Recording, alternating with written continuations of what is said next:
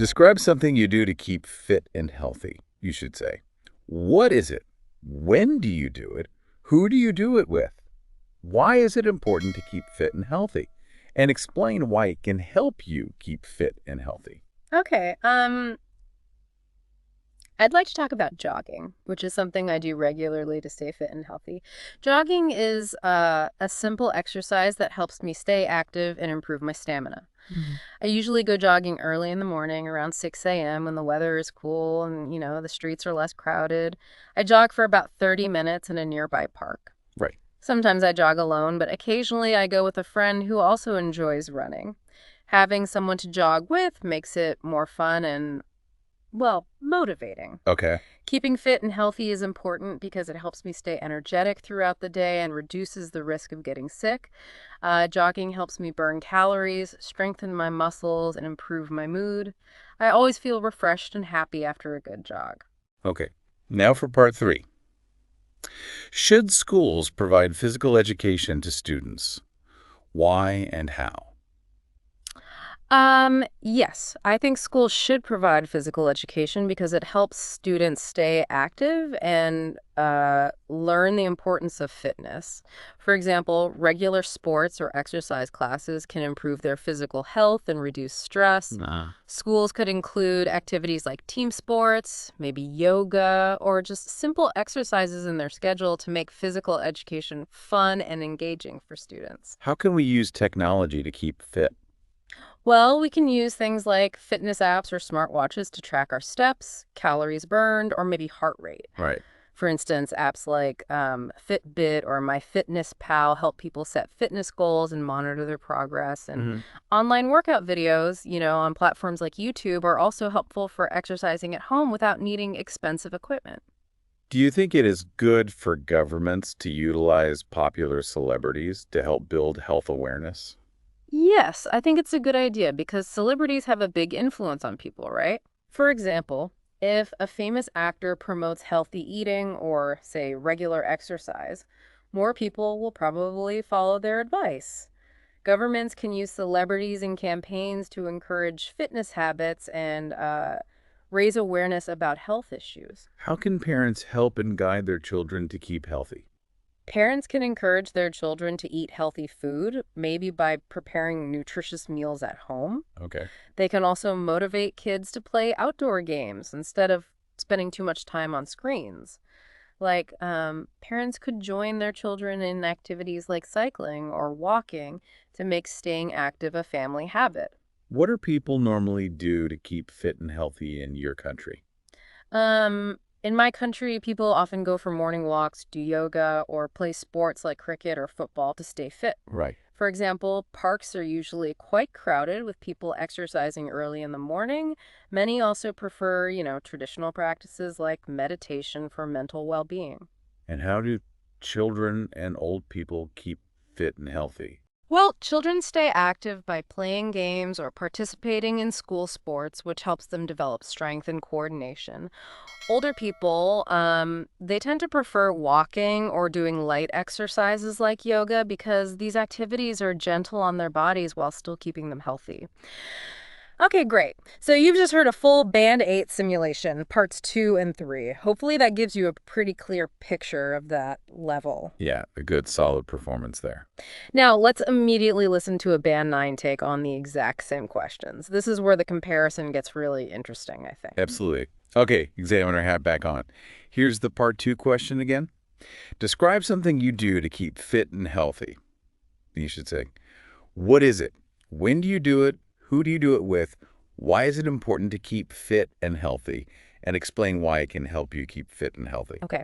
One activity I regularly engage in to maintain my fitness is practicing yoga. It's what I call a holistic exercise that benefits both the body and mind by improving flexibility, strength, and mental clarity. Holistic. I practice yoga every morning for about 30 minutes before starting my day. It has become part of my daily routine as it helps me feel energized and focused throughout the day. Right? Although I usually practice alone at home using online tutorials, I occasionally attend yoga classes with friends on weekends, for guidance from professional instructors. Staying fit and healthy is, well, it's essential for overall well-being as it enhances physical strength, reduces stress levels, and prevents illnesses. Yoga specifically helps me maintain balance in life by keeping me physically active while also promoting relaxation through breathing exercises and meditation. Okay. Part 3 again. Mm, Should schools provide physical education to students?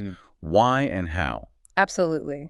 Physical education is vital for students as it encourages an active lifestyle from a young age and improves overall health. Vital. Okay. Schools can incorporate structured programs that include sports activities like football or basketball tournaments, maybe fitness challenges such as running competitions, or even mindfulness practices like yoga sessions. These initiatives not only promote physical fitness, but also teach teamwork and discipline. How can we use technology to keep fit?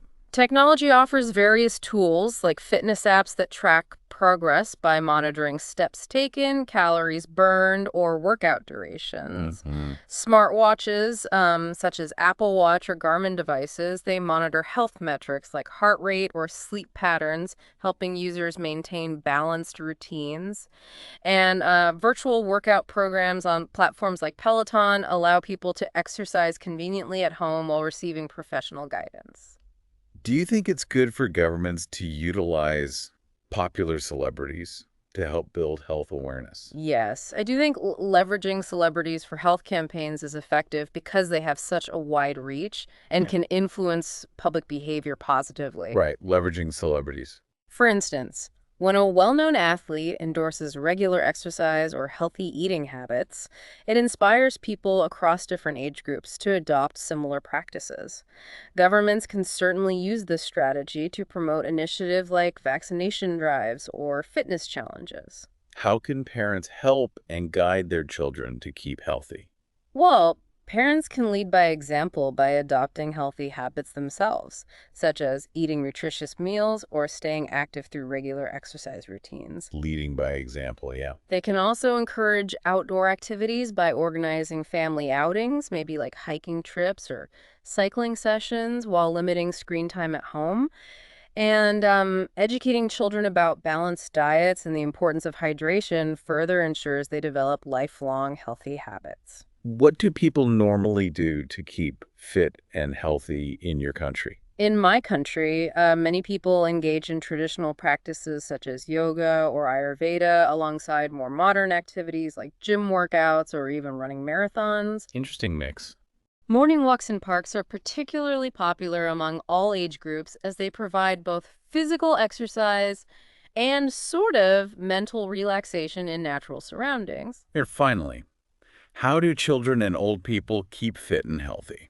Children often stay active through sports or outdoor games that build strength and coordination while also fostering teamwork skills. Older individuals, they generally prefer low-impact activities such as walking, swimming, or practicing gentle forms of exercise like Tai Chi or yoga, as these are easier on the joints while promoting overall well-being. Okay, wow.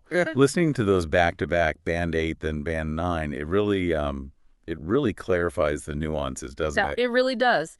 You can immediately hear a difference in, well, in several things. So what are those key differences? Let's dig into the grammar and vocabulary, starting with the Band-Aid responses we heard first. Right, let's break down that Band 8 language. Grammatically, it's solid. It uses straightforward structures effectively. Yeah, like you hear the present simple tense used correctly for habits. I go jogging. I jog for 30 minutes. That clearly sets up the routine. Exactly. It communicates the information clearly. And maybe some present continuous used descriptively, like having someone, makes it more fun. It's functional. Functional is a good word for it. And the vocabulary in Band-Aid, it's appropriate for the topic, right? You understand everything clearly. Definitely. Phrases like stay active, improve stamina, burn calories, strengthen my muscles, reduce the risk. All good, relevant vocab. And in the part three answers too, things like nutritious meals, mental well-being, light exercises, it's all perfectly fine and gets the message across. To no ambiguity there. It does the job for a Band 8 level. But then when we shift to the band 9 responses, well, you immediately notice a step up, don't you, in the complexity, the precision of the language. Oh, absolutely. That's where it gets really interesting if you're aiming for that top band. Yeah. Grammatically, you start seeing more advanced structures coming into play. It allows for sort of more nuanced expression. Like in the part 2 opening. One activity I regularly do is practicing yoga, using that ing form practicing as the subject feels a bit more sophisticated somehow. It does. And look at the sentence structure. More complex sentences, linking ideas with subordinate clauses like, although I usually practice alone, I occasionally attend classes. That flows much more smoothly than maybe several shorter sentences would. Right, it connects the ideas more efficiently. And using words like energized and focused, those past participles as adjectives, shows a better command too. Definitely. And the vocabulary. Wow. That's a really noticeable jump, I think. Yeah, you get terms like holistic exercise right at the start and mental clarity. It's just more precise. And instead of just saying it's important, the Band 9 response talks about overall well-being and how yoga helps it enhances physical strength, reduces stress levels. And promotes relaxation through breathing exercises and meditation. That explanation is much richer, isn't it? Much richer. It paints a clearer picture. And that precision carries through into part 3 as well. It really does. Instead of just schools should provide physical education, it becomes physical education is vital for students. As it encourages an active lifestyle from a young age. That's a much more developed reason. And you hear more academic or formal vocab like incorporated structured programs, mindfulness practices. When talking about tech, too, it's not just apps. It's monitor health metrics, specific examples like Apple Watch or Garmin, and mentioning receiving professional guidance from virtual workout programs, that level of detail. It's a huge difference. It shows a wider range. It's that precision again, I think. Compare celebrities have a big influence in Band 8. To leveraging celebrities is effective because they have a wide reach and influence public behavior positively. Yeah. The Band 9 explains the why much more effectively with more sophisticated phrasing. And the same with parents. Band 8 was good, prepare nutritious meals, play outdoor games. But Band 9 talks about lead by example, adopting healthy habits themselves, organizing family outings like hiking, and the concept of lifelong healthy habits. It just adds more depth, more dimension to the answer. Exactly. And even the description of activities in the Country Band 9 brought in traditional practices, Ayurveda, alongside modern activities like gym workouts or running marathons, shows broader awareness. And for children and older people, you get fostering teamwork skills for kids and low-impact activities like Tai Chi for older people, explaining their easy on the joints. It's that specific, well-chosen vocabulary. So pulling it all together, what does this mean for you listening? By hearing these examples side by side, you can really start to pick apart what lives a response from that solid Band 8. To the more sophisticated, nuanced language of a Band 9. Right. It's not just about avoiding mistakes. It's about actively using a wider range of vocabulary, more precise words, and more complex grammar to express your ideas with, well, more clarity and depth. Absolutely. You can hear the Band 9 responses giving more detailed explanations, using more varied sentences, and choosing words that paint a much richer picture for the examiner or really for anyone you're communicating with. It's moving beyond just basic description to crafting more developed explanations. So maybe this brings us to a final thought for you to chew on. Yeah. How does really getting to grips with assessment criteria, like we've just done with IELTS, actually help you become a better, more effective communicator in, well, in any situation, not just a test? That's a really good question. Mm. How does understanding what makes communication good in one context translate to being better understood everywhere else? Something to think about. Thanks for taking this deep dive with us today.